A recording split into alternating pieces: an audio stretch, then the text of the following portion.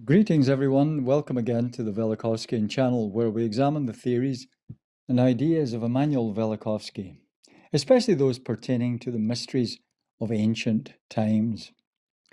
Now, one of the greatest mysteries of ancient history is the uncanny parallels observed between the early civilizations of the Old World and the New.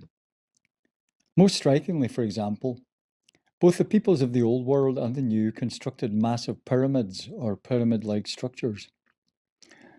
Countless volumes have, of course, been written about this topic, often by alternative historians, who have generally argued that these similarities prove early transatlantic cultural contact. Such arguments have, however, been dismissed by establishment historians on the grounds that the civilizations of the New World, those especially in Mexico and Peru, are much less ancient than those of the Old World, and that by the time the Mexicans and Peruvians, for example, began building their pyramids, the peoples of the Old World in Egypt, Mesopotamia, etc., had long since stopped building theirs. And so it's argued that the Egyptians had abandoned the custom of pyramid building around 2000 BC, whereas the Mexicans hadn't even started building pyramids until around 1000 BC, 1,000 years later. In this way, the parallels between the ancient civilizations on either side of the Atlantic are explained away as purely coincidental. However, if it could be demonstrated that the custom of pyramid building began simultaneously on either side of the Atlantic, then the parallels could not be so easily dismissed, and the whole mystery of pyramid building would deepen considerably. In this video, I wish to demonstrate that this is just the case, and that the chronologies of the early civilizations of the Old World have been constructed erroneously, and that furthermore, the civilizations of the Old World of Egypt and Mesopotamia did indeed begin at the same time as the civilizations of Mexico and Peru. Now, the foundations of the chronologies of the Old World are built ultimately on those of Egypt and the Bible. And it is to these two sources that I intend to devote most of the present video. How Egypt's chronology was established is a long and tortuous story. And to attempt a detailed examination of the question in a short video like this would only confuse the issue. However, what I can say here is that Egypt's history was ultimately built upon a mistaken attempt to tie it in with the Bible, and that consequently Egypt's history as found in the textbooks has no scientific foundations whatsoever, and is no more than an elaborate work of fiction. The irony here, the supreme irony, is that if Egypt's history had been properly synchronized with that of the Bible, the true story of the early civilizations would have been revealed. A story much more dramatic and indeed spectacular than anything found in the textbooks.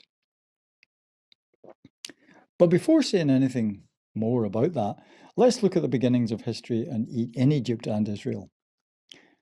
According to the Bible, the history of the Jews, or more accurately the Hebrews, begins with Abraham, a native of the city of Ur in Mesopotamia, that is modern Iraq. We are told that Abraham was ordered by God to leave his native land and travel to a distant country in the west, one which would belong to his descendants forever. The land in question was, of course, Canaan or Palestine. After a brief sojourn in Canaan, Abraham, we are told, went down into Egypt, where Pharaoh, the king of Egypt, took notice of Abraham's wife Sarah and married her. Now, extra biblical Jewish tradition informs us that Egypt was at that time a primitive land, and that Abraham taught the Egyptians many of the arts of civilization, such as astronomy and mathematics. It was from Abraham that the Hebrews themselves learned the custom of circumcision, and his very name, Abraham, which means the father of many, seems to hint at some kind of a phallic cult. So, the Hebrews claim that high civilization was brought to Egypt by immigrants from Mesopotamia. Now, it so happens that archaeologists have discovered a very pronounced influence from Mesopotamia at the very dawn of Egyptian history.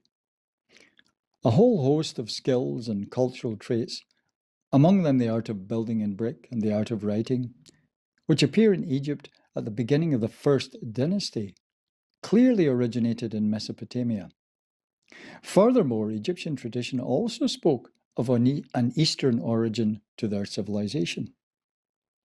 So, on the one hand, archaeology has found that high civilization was brought to Egypt from Mesopotamia, whilst on the other hand, Jewish tradition explicitly states that high civilization was brought to Egypt from Mesopotamia by the Hebrew patriarch Abraham. And we should note here too that Menes or Min, the first pharaoh, was associated in Egypt with the custom of circumcision, as was Abraham among the Jews. So here we would appear to have an example of ancient history corroborated by archaeology. Unfortunately, however, we now encounter a grave problem. For according to Egyptologists, Menes or Min founded Egypt's first dynasty around 3200 BC, whereas Abraham did not travel to Egypt until around 2100 BC, 1,000 years later. And so the apparent parallels between the two histories are regarded as simply coincidental. However, when we examine subsequent events in Egypt and in the Bible, we find the same strange parallelism emerge again and again in later centuries. For example, it is said that 2 or 3 centuries after Menes, Egypt was ruled by a pharaoh named Djoser, whose vizier Imhotep was regarded as the wisest and greatest of all Egypt's learned men. An ancient inscription informs us that during Djoser's reign, Egypt was afflicted by a famine lasting 7 years, and that the famine crisis was solved when Imhotep correctly interpreted the pharaoh's dream. How strange, then, that this story exactly parallels one from the Bible. For here we find that 2 or 3 centuries after Abraham, a wise Hebrew named Joseph became the vizier of Pharaoh, and that Joseph solved the crisis of a 7-year famine by interpreting Pharaoh's dream. Now, in view of the striking parallels between Joseph and Imhotep, we might be tempted to identify them as one and the same person, as many writers have indeed done. However, here again, as with Menes and Abraham, chronology gets in the way. For we are told that Imhotep lived around 2800 BC, whereas Joseph lived around 1800 BC. Here, yet again, that 1,000-year discrepancy. From this and from a multitude of other clues, we might conclude that the histories of Egypt and Israel have not been synchronized correctly, and that the chronology of either Egypt or Israel, or both, is wrong. In actual fact, I shall present evidence in future videos to demonstrate that both Egyptian and biblical chronologies are in error, and that both need to be downdated dramatically. Egypt by 2,000 years, Israel by 1,000 years.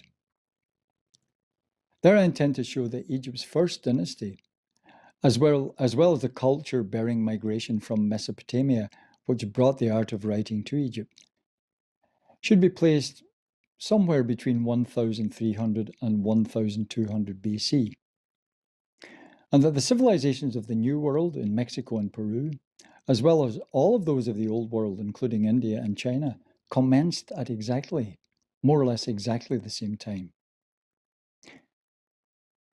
And that furthermore, all of these civilizations arose in the immediate aftermath of a cosmic catastrophe, which legend throughout the world commemorated in the story of the Tower, as in the Tower of Babel or the Sacred Mountain. This story of the Tower, a pillar that stretched from the earth to heaven, is found in the New World as well as in the Old, and is associated on both sides of the Atlantic with the beginnings of civilization, as well as with the custom of circumcision. A custom, again, found as much in the Americas as in the Old World. If you like this video, please subscribe and press the like button. Thank you.